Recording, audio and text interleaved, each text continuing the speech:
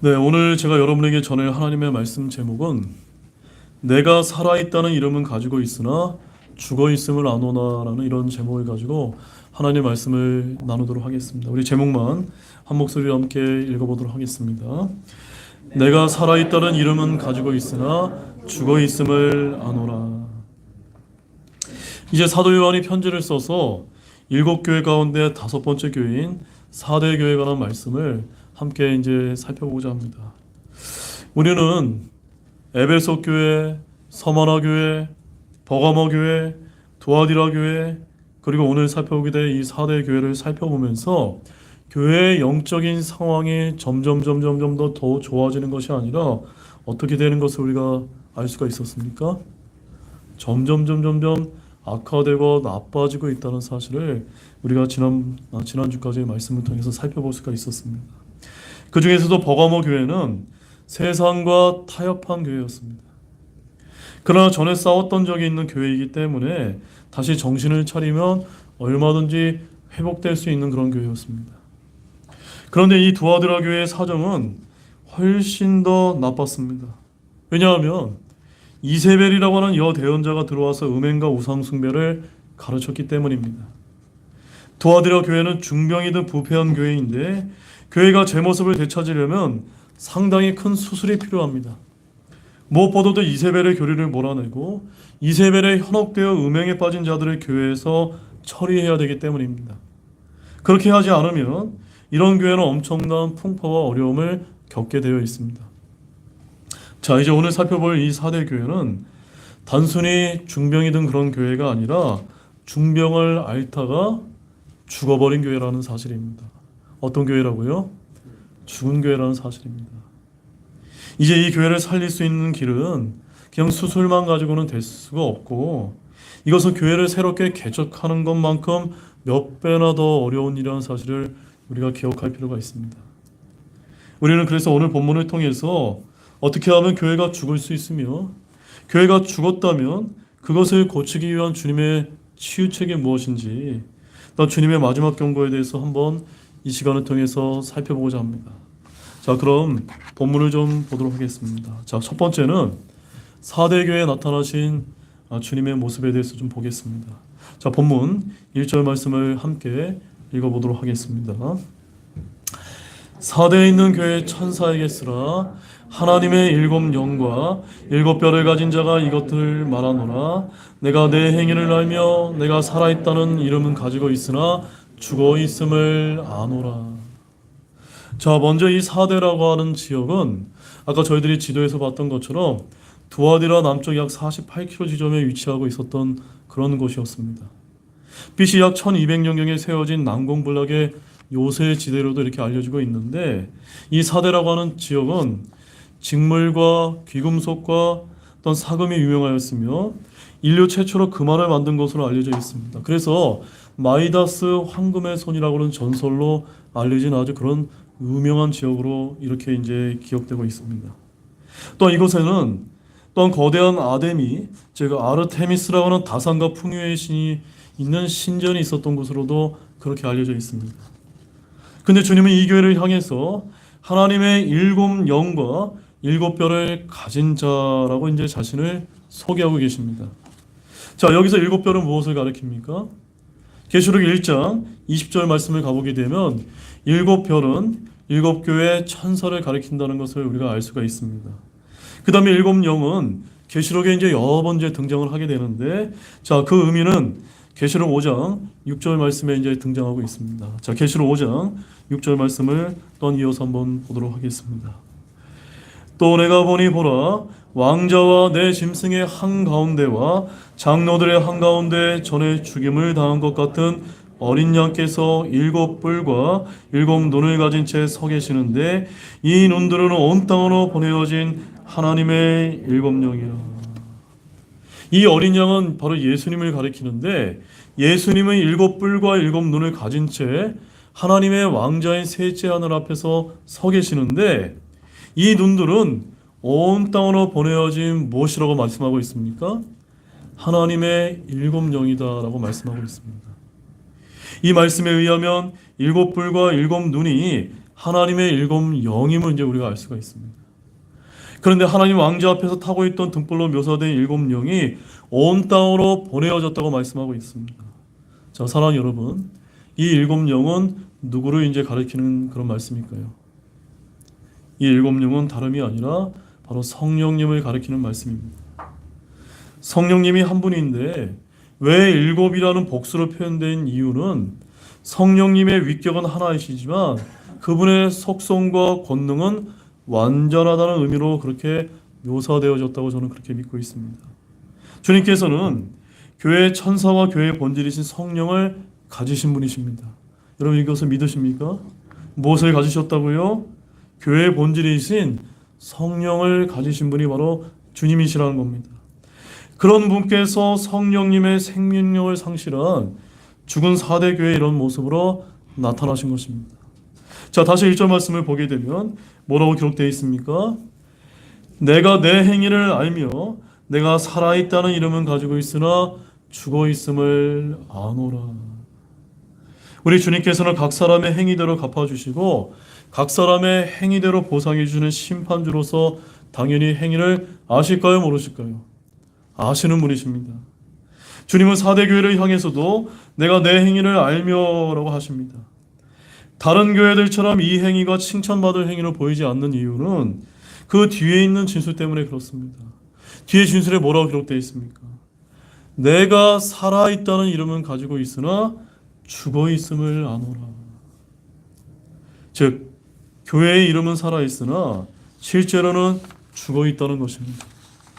저는 이런 주님의 평가를 보면서 우리 등대교회 역시도 등대교회라고 하는 살아있는 이름은 가지고 있으나 주님이 평가하실 때 우리 교회도 죽어 있을 수 있다는 이런 경고를 우리가 이제 두려운 마음으로 받아들여야 된다고 저는 그렇게 생각이 되어집니다.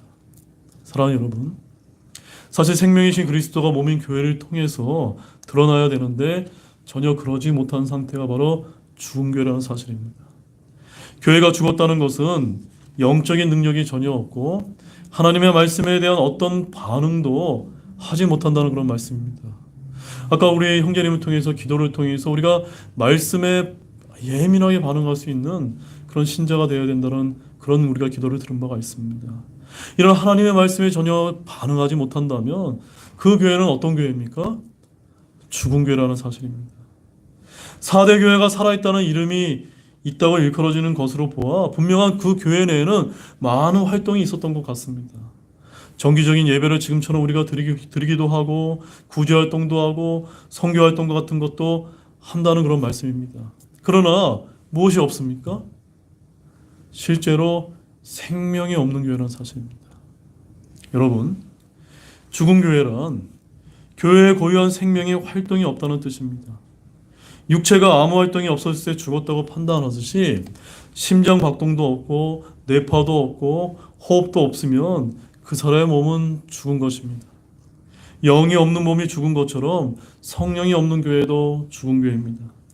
사람들의 섬김과 활동 등은 교회에 분명하게 있는데 그 교회를 가보게 되면 하나님의 말씀도 없고 하나님의 영이 살아있지 않은 교회가 바로 죽은 교회라는 것입니다. 그리스도의 빛도 없고 향기도 없고 아무런 행위의 열매도 없다면 그 교회는 어떤 교회입니까? 죽은 교회인 것입니다. 오늘날 현대교회의 문제는, 특별히 한국교회의 문제는 이 4대 교회처럼 주님의 생명이 철저하게 고갈되어 있다는 사실입니다. 이 문제는 새로운 프로그램의 도입이나 일부 절차의 조정으로 결코 해결될 수 없습니다. 오늘날 많은 성도들과 교회의 삶 속에 주님의 생명이 고갈된 채 교리적인 지식만 남아있는 경향이 얼마든지 있을 수 있기 때문입니다. 그들은 다음과 같이 말합니다. 우리는 주님께서 살아계심을 믿습니다. 우리는 주님께서 우리를 도와주실 줄로 믿습니다. 그들의 교리는 다 옳습니다. 그들의 말은 다 옳습니다. 그러나 그들의 삶 속에는 성경에 나오는 하나님의 사람들과 달리 교리적인 지식과 고백만 있을 뿐 그 실제, 즉 주님의 생명의 전달은 전혀 없다는 말씀입니다. 자, 이렇게 죽은 교회임에도 우리 주님께서는 관심을 가지신다는 사실을 아시기 바랍니다. 그리고 고칠 수 있는 치유책을 이제 제시해 주는데 한 두 가지 정도로 제시해 주고 있습니다. 자, 그 치유책이 무엇일까요? 먼저 첫 번째 치유책은, 죽은 교회를 고치기 위한 첫 번째 치유책은 2절 말씀에 나와 있습니다. 자, 본문 2절 말씀 함께 또 보도록 하겠습니다. 너는 깨어 있으면서 아직 남아 있으나 죽으려 하는 것들을 강하게 하라. 내가 하나님 앞에서 내 행위가 완전함을 발견하지 못하였나니. 여기 뭐라고 이제 말씀하고 있습니까? 주님께서 깨어 있으면서 아직 남아 있으나 죽으려 하는 것들을 강하게 하라라는 이런 말씀을 해주고 계십니다. 지금 이 사대 교회는 지금 잠든 상태, 죽은 상태에 있다는 사실입니다. 주님은 죽은 사대 교회에게 깨어나라라고 말씀하고 계십니다. 즉 성도들이 일어나야 된다라는 말씀입니다. 자, 에베소서 5장 14절 말씀에 가보게 되면 이런 말씀이 이제 기록이 되어 있습니다. 그러므로 그분께서 이르시기를 너 잠자는 자야 깨어서 죽은 자들로부터 일어나라. 그리스도께서 내게 빛을 주시리라 하시니라. 영적으로 잠들어 있는 분이 계시다면 깨어서 일어나시기를 바랍니다. 깨어서 죽은 자들로부터 일어나는 이 말씀은 사대교회에만 주신 말씀이 아닙니다. 오늘날 너무나 많은 신자들이 살아있다는 이름만 가지고 있으며 죽어있다는 사실입니다. 마치 곰이나 밴들이 겨울잠을 자듯이 아무런 활동을 하지 못하는 것과 같다는 말씀입니다. 오늘날 대부분의 교회는 죽은 공동묘지처럼 조용하다는 사실입니다. 주님의 이름이 선포되고 성령의 열매들이 맺어지고 마귀들을 대적하며 싸우는 영적 전쟁터의 모습이 아니라 마치 뭐와 같다는 말씀입니까? 묘지의 모습처럼 외관만 이제 단장되어 있는 그런 모습이 오늘날 교회의 모습이 아닌가라는 사실을 우리는 기억해야만 됩니다. 마치 사대에 1천여 개의 언덕으로 알려진 무덤이 있었던 것처럼 말입니다. 사람과 교회의 차이는 사람은 죽으면 끝이지만 교회는 언제든지 다시 살 가능성이 있다는 점입니다. 그리스도의 영광을 가로막는 걸림돌이 제거돼야 다시 성령의 역사가 일어나기만 하면 교회는 다시 생명을 되찾을 수가 있습니다. 그러나 이것은 너무나도 많은 대가를 요구하는 일입니다. 잠든 자가 깨어 일어나서 해야 될 일이 많기 때문입니다. 그래서 본문 2절 말씀에 뭐라고 다시 기록되는지 다시 한번 읽어보겠습니다. 깨어 있으면서 아직 남아 있으나 죽으려 하는 것들을 강하게 하라. 여러분 안에 깨어 있지 못해서 죽으려 하는 것들이 있다면 그것을 강하게 해야 된다는 말씀입니다. 이것이 주님이 주신 첫 번째 치유책입니다. 명분상으로나 예수님의 사람이라고 하는 사실을 붙잡고 있는데 그것을 기반으로 해서라도 새로운 결단으로 믿음을 강하게 하고 새롭게 할 필요가 있다는 말씀입니다. 이때 먼저 깨어난 지체들이 연약한 성도들을 돌보고 섬겨야 됩니다. 지친 성도들을 일으켜 세워야 합니다. 사람을 강하게 하는 것이 무엇인지 아십니까, 여러분? 그것은 바로 하나님의 은혜입니다. 제가 뭐라고 말씀드렸습니까? 하나님의 은혜라는 것입니다. 자, 디모데후서 2장 1절 말씀을 함께 읽어보도록 하겠습니다. 그러므로 내 아들아 너는 그리스도 예수님 안에 있는 은혜 안에서 마음을 강하게 하고. 혹시 여러분의 마음 안에 좀 죽으려 하는 것들이 있습니까? 영적으로 깨어있지 못하는 것이 있습니까? 그럼 어떻게 하면 우리가 다시 강하게 될 수가 있습니까? 하나님의 은혜를 붙들어야 되는 것입니다. 주님의 은혜를 붙들어야 되는 것이. 그러면 여러분의 마음이 강하게 될 수 있음을 믿으시기 바랍니다. 다시 2절을 보게 되면은 내가 하나님 앞에서 내 행위가 완전함을 발견하지 못하였나니 라는 이 말씀을 주목하시기 바랍니다. 사대 교회는 행위가 있었지만 하나님 앞에 완전하지 못했다는 사실입니다. 그들의 행위는 죽은 행위였기 때문입니다. 믿음의 행위가 아닌 육신의 행위는 죽은 행위입니다. 성령의 행위가 아닌 율법의 행위는 죽은 행위입니다. 자, 그래서 히브리서 6장 1절 말씀에 가보면 이런 말씀이 또 기록이 되어 있습니다. 그러므로 우리가 그리스도의 교리에 관한 기초 원리들을 떠나서 완전함으로 나아가 죽은 행위로부터 회개와 하나님을 향한 믿음과, 우리가 주님께 완전하게 나아가야 되는데 우리가 완전함에 나아가는 데 있어서 가로막는 장애물이 무엇입니까? 바로 그것이 죽은 행위라는 사실입니다. 죽은 행위. 여러분, 죽은 행위가 무엇입니까? 죽은 행위란 바로 사람들의 죽은 행위란 바로 종교 행위를 가리키는 것입니다. 믿음이 없는 행위, 사랑이 없는 행위, 성령이 없는 육신의 섬김은 모두 죽은 행위입니다. 우리는 저 하늘에서 그리스도의 심판석에서 금과 은과 보석이 아닌 나무나 건초나 집을 세우게 되면 드러나는 것들 모두 불태워지는 것을 발견하게 될 것입니다.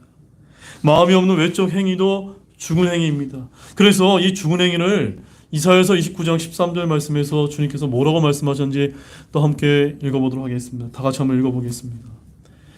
그러므로 주께서 이르시되 이 백성이 자기 입으로는 내게 가까이 오며 자기 입술로는 나를 공경하나 그들의 마음은 내게서 멀리 떠났고 그들이 사람들의 훈계로 가르침을 받아 나를 두려워하는도다. 여러분, 이제 무엇인지 아시겠습니까? 지금 여러분들이 하나님 말씀을 같이 읽고 찬양하고 기도하면서 내가 주님을 사랑합니다, 주님을 믿습니다 라고 우리의 입술로 공경하지만 실제로 우리의 마음이 주님으로부터 어떨 수 있었다는 겁니까? 멀어져 있을 수 있다는 것입니다. 그것이 바로 죽은 행위인 것입니다. 그것이 바로 죽은 교회의 모습인 것입니다. 자, 이제 세 번째로 죽은 교회를 향하신 주님의 두 번째 이제 치유책을 볼 수가 있습니다. 자, 그것이 무엇일까요? 자, 이제 3절 말씀을 함께 읽어보도록 하겠습니다. 그러므로 내가 어떻게 받았고 들었는지 기억하며 굳게 붙잡고 회개하라. 그러므로 만일 내가 깨어 있지 아니하면 내가 도둑같이 내게 가리니 내가 어느 시각에 내게 갈지 내가 알지 못하리라. 자, 여기 보게 되면은 앞부분에 내가 어떻게 받았고 들었는지 기억하고 굳게 붙잡고 회개하라고 하는 이 부분에 주님께서 우리에게 주신 세 가지 이제 명령이 담겨 있습니다. 자, 첫 번째가 무엇입니까? 내가 어떻게 받았는지 들었는지 기억하라는 겁니다. 두 번째는요, 굳게 붙잡으라는 겁니다. 세 번째는 회개하라는 겁니다. 자, 그럼 첫 번째를 먼저 보겠습니다. 첫째, 어떻게 받았는지 기억하시기 바랍니다. 여러분, 어떻게 받으셨습니까? 여러분, 어떻게 구원을 받으셨습니까? 모두 은혜로 값없이 받지 않았습니까? 믿음으로 받지 않았습니까? 주 예수 그리스도의 공로로 받지 않았습니까? 그러므로 내가 어떻게 받았고 기억하며 라는 이 말씀은 우리가 아무것도 주님 앞에서 자랑할 것이 없음을 뜻하는 말씀입니다. 우리는 복음을 듣고 믿음으로 구원을 받고 성령을 받았습니다. 우리는 주님의 말씀을 받았습니다. 그러므로 어떻게 받았고 들었는지 여러분 기억하시기 바랍니다. 그 다음에 두 번째는 굳게 붙드시기 바랍니다. 자, 무엇을 굳게 붙들어야 될까요? 디모데후서 1장 13절 말씀을 함께 읽어보겠습니다. 그리스도 예수님 안에 있는 믿음과 사랑 안에서 내가 내게 들은 건전한 말씀의 틀을 굳게 붙잡고, 뭘 붙잡아야 됩니까? 건전한 말씀의 틀을 붙잡아야 됩니다. 구원이 무엇인지, 또 천년왕국이 무엇인지, 재림이 무엇인지, 이런 건전한 교리의 틀을 우리가 성경 말씀을 통해서 잘 붙들어야 되는데, 이런 것들을 붙들지 못하게 되면 우리가 하나님으로부터 멀어지게 되는 것입니다. 사람들의 말로 받지 않고 하나님의 말씀으로 받은 자는 그 말씀을 굳게 붙들어야만 됩니다. 성도들이 타락하고 배교하는 이유가 무엇인지 압니까? 그것은 건전한 말씀의 틀을 붙잡지 않기 때문입니다. 그래서 디도서 1장 9절 말씀에 또 이런 말씀이 이제 기록이 되어 있습니다. 자기가 가르침을 받은 대로 신실한 말씀을 굳게 붙들어야 하리니 라고 되어 있습니다. 우리가 붙들어야 되는 것이 또 무엇이 있습니까? 신실한 말씀인 것입니다. 여러분은 여러분의 손에 들어있는 이 하나님의 말씀이 신실한 말씀이 있음을 믿으십니까? 이 말씀을 굳게 붙드십시오. 그 말씀을 굳게 붙잡는다면 결코 흔들리지 않을 것입니다. 또 우리가 붙들어야 될 것이 무엇이 있는지 아십니까? 그것은 다름이 아니라 머리이신 예수 그리스도이십니다. 골로새서 2장 19절 말씀을 또 함께 보도록 하겠습니다. 머리를 붙들지 아니하지만 온몸은 이 머리로 말미암아 마디와 힘줄에 의해 영양을 공급받고 서로 결합되어 하나님께서 자라게 하시는 대로 자라느니라. 오늘 우리가 신앙생활을 하다 보면은 머리이신 주님을 붙들어야만 그 주님으로부터 마디와 힘줄에 영향을 이제 공급받을 수가 있는데, 사람들이 주님이신 머리를 붙잡는 것이 아니라 이 세상의 철학과 교육과 학문과 사상 따위를 붙들고 종교와 전통을 붙들고 이성과 과학을 숭배하는 이런 나쁜 경향이 발생할 수 있다는 점입니다. 우리가 붙들어야 될 분이 누구십니까? 머리이신 주 예수 그리스도이심을 굳게 믿으시기 바랍니다. 그런 다음에 우리가 고백하는 분, 우리가 마음으로 믿고 입으로 시인하는 그 분을 굳게 붙드셔야만 됩니다. 즉 우리의 신앙 고백을 굳게 붙들어야 될 줄로 믿으시기 바랍니다. 히브리서 4장 14절 말씀에 이런 말씀이 또한 기록되어 있습니다. 우리 다 함께 한번 읽어보도록 하겠습니다. 그런즉 위대하신 대제사장 곧 하늘들로 들어가신 하나님의 아들 예수님께서 우리에게 계시니 우리가 우리의 신앙 고백을 굳게 붙들자. 무엇을 붙들면 됩니까? 여러분의 신앙 고백, 여러분의 입술로 머리이신 주님을 믿고 고백했던 그 신앙 고백을 주님 오실 날까지 굳게 붙드시기 바랍니다. 이제 마지막 세 번째는 무엇일까요? 세 번째는 회개하라입니다. 회개하라. 주님은 사대 교회에게 회개하라고 명하셨습니다. 신약 성경은 회개하라라고 이제 말씀이 선포되고 시작되는데, 주님의 첫 번째 선포 사역은 회개하라는 말씀입니다. 자, 사도행전 17장 30절 말씀에 주님께서 온 세상에게 이렇게 명령하셨습니다. 하나님께서 이같이 무지하던 때를 눈감아 주셨으나 이제는 모든 곳에서 모든 사람에게 회개하라고 명령하시나니. 회개가 일부 사람에게만 주어진 명령이 아니라 누구에게 주어졌다고요? 모든 사람에게 주어진 명령이라는 사실입니다. 주님은 교회에도 회개를 명하십니다. 회개하지 않으면 멸망을 당합니다. 요한계시록에 나오는 이 7교회는 회개하지 않을 때 그에 상응하는 보응이 주어집니다. 따라서 오늘 우리가 살펴본 이 4대 교회 역시도 회개해야 될 필요가 있었습니다.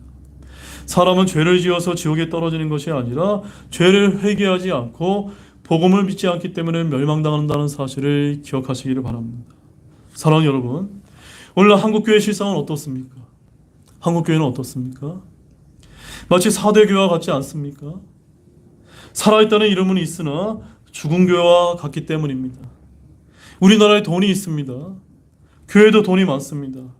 돈이 있으니까는 교회들이 많은 일을 합니다. 선교사도 파송도 하고 신학교도 짓고 여러 가지 사회 구제 활동도 할 수 있습니다. 그러나 우리가 알지 못하는 사이에 많은 제도나 사람들의 전통이 서서히 교회 안에 들어와서 복음을 이제 몰아내고 있다는 사실입니다.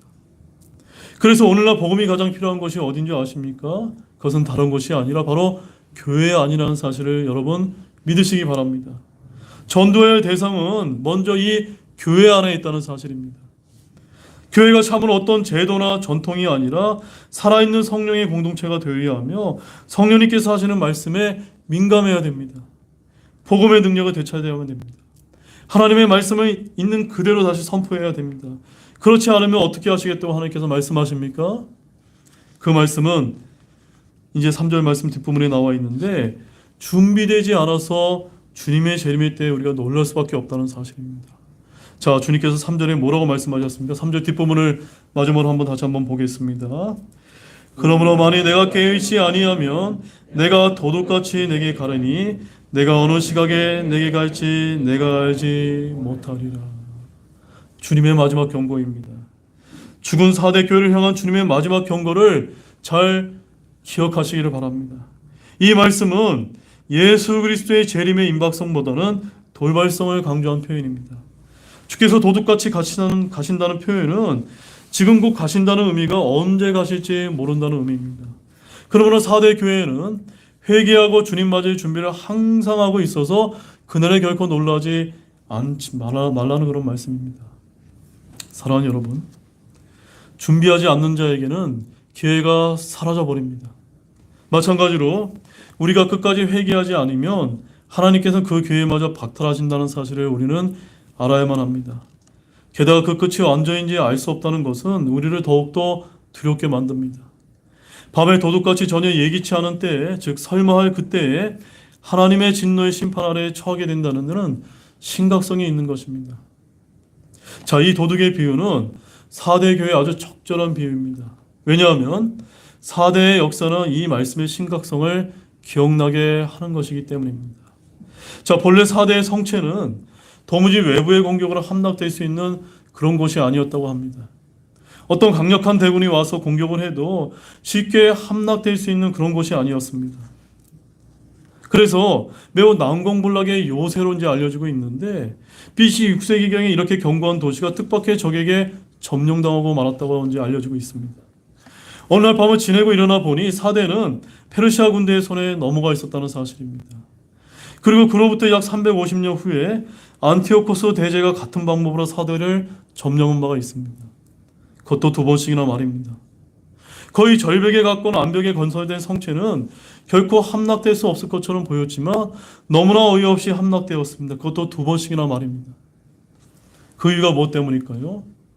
그것은 다른 이유가 아니라 그들이 너무 안전하다고 생각되어 적에 대한 방비가 전혀 준비되지 않았기 때문입니다. 이런 4대의 역사처럼 4대 교회도 밤에 도둑같이 임하시 주님의 심판 아래 놓여 있었던 것과 같다는 그런 뜻입니다. 사랑하는 여러분, 혹시 여러분도 4대 역사나 4대 교회처럼 잠자고 있는 것은 아닙니까? 잠자고 있다면 그것은 죽은 교회나 다름없습니다. 도둑은 우리가 잠든 사이에 예고도 없이 옵니다. 그리고 해를 입힙니다. 그러나 깨어있는 자는 도둑을 맞지 않습니다. 하지만 깨어 준비하지 못한 자에게는 주님이 마치 급작스럽게 오시는 것처럼 느껴지게 될 것입니다. 주님은 경고하십니다. 우리 마지막 경고를 다시 한번 읽어보도록 하겠습니다. 만일 내가 깨어있지 아니하면 내가 도둑같이 내게 가리니 내가 어느 시각에 내게 갈지 내가 알지 못하리라. 이제 결론의 말씀을 드리겠습니다. 여러분, 4대 교회는 살아있다는 이름은 가지고 있으나 실상은 죽은 교회였습니다. 이 얼마나 불명예스러운 일입니까? 그러나 중요한 것은 우리 자신입니다. 우리가 주님으로부터 죽었다는 선고를 듣는다면 참으로 끔찍한 일이 아닐 수가 없기 때문입니다. 예배를 드리고 종교적인 활동이 있고 헌금을 잘한다고 해서 우리의 믿음을 주님께 인정받을 수 있다고 오해하지 마시기 바랍니다. 우리가 정말로 주님을 사랑하고 있는지, 정말로 주님의 말씀대로 순종하는 삶을 살고 있는지, 행위의 열매를 맺고 있는지 우리 자신을 돌아봐야 되는 것입니다. 주님이 원하시는 기준에 합당한 믿음 생활을 하시기를 바랍니다. 그럴 때 우리는 진정 주님으로부터 살았다는 인정을 받고 도둑같이 오실 주님을 기다리는 준비된 성도가 되실 줄로 믿으시기 바랍니다. 그런 모든 분들이 되시기를 우리 주 예수 그리스도의 이름으로 축원드립니다. 우리 다 같이 일어나시겠습니다.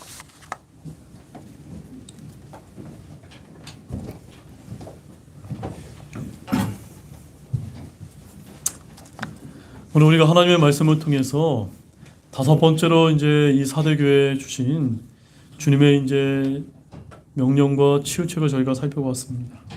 이 말씀을 통해서 혹시 우리도 잠자고 있거나 죽은 교회는 아닌가, 이런 점을 한번 우리가 생각해 보면서 주님께 주신 치유책을 생각하며 우리가 오늘 이 회개로 들고 나가는 그런 귀한 시간이 되시길 바랍니다. 잠시 기도하는 시간을 갖도록 하겠습니다.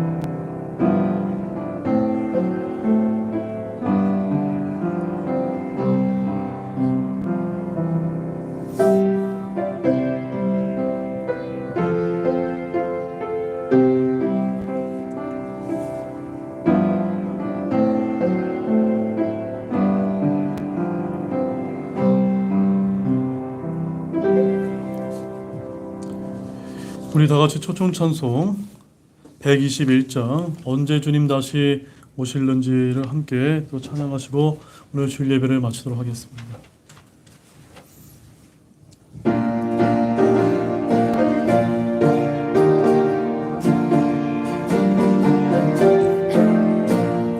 언제 주님 다시 오실는지 아는 이가 없으니 등 밝히고 너는 깨어 있어 주를 방념하자라. 주 안에서 우리 몸과 마음이 깨끗하게 되어서 주 예수님 다시 오실 때에 모두 기쁨으로 맞아라. 주님 오실 다시 오신다면 부끄러움 없을까.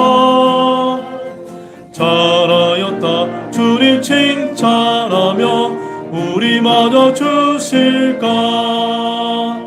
주 안에서 우리 몸과 마음이 깨끗하게 되어서 주 예수님 다시 오실 때에 모두 기쁨으로 맞아라. 주 예수님 맡겨주신 일에 모두 신실하였나. 내 맘속에 확신 넘칠 적에 영원한 식 없겠네. 주 안에서 우리 몸과 마음이 깨끗하게 되어서 주 예수님 다시 오실 때에 모두 기쁨으로 맞아라. 주 예수님 언제 오실는지 한밤이나 낮이나 늘 깨어서 주님 맞는 성도 주의 영광 보겠네. 주 안에서 우리 몸과 마음이 깨끗하게 되어서 주 예수님 다시 오실 때에 모두 기쁨으로 맞아라. 네, 기도하고 주일 예배를 마치도록 하겠습니다. 하나님 아버지 참 감사를 드립니다. 오늘도 하나님께서 귀한 말씀을 들려주셔서 이 7교회 중 5번째 교회인 죽은 4대 교회에 나타나셔서 하신 귀한 말씀을 저희들이 기억하게 도와주시기를 원합니다. 주님, 혹시 저희 교회도 죽은 교회는 아닌지 저희들이 오늘 이 말씀을 통해서 깊이 생각해보는 시간을 갖게 되었던 것 같습니다. 비록 교회 안에 예배도 있고 봉사도 있고 섬김도 있고 여러 가지 활동들이 있을 수 있지만 정작 주님의 생명이 우리 안에 고갈되어 있다면, 또 복음을 전하지 않는다면, 또 복음을 듣고 구원받는 그런 일들이 교회 안에 발생하지 않는다면 그것은 죽은 교회와 다름이 없다는 말씀을 저희들이 오늘 배우게 되었습니다. 주님, 이런 점을 저희들이 기억하면서 우리도 죽어 있다면 깨어날 수 있도록 도와주시기를 원합니다. 그래서 우리를 구원하셨던 그 하나님의 은혜로부터 다시 한번 저희들이 기억하고 또한 굳게 붙들고 회개할 수 있는 우리 등대교회 모든 우리 형제자매님 될 수 있도록 도와주시기를 원합니다. 다음 한 주도 하나님께서 건강한 모습으로 하나님께서 지켜주시기를 원하며 이 모든 말씀을 우리를 구원하여 주신 주 예수 그리스도의 이름으로 간절히 기도를 드렸습니다. 아멘.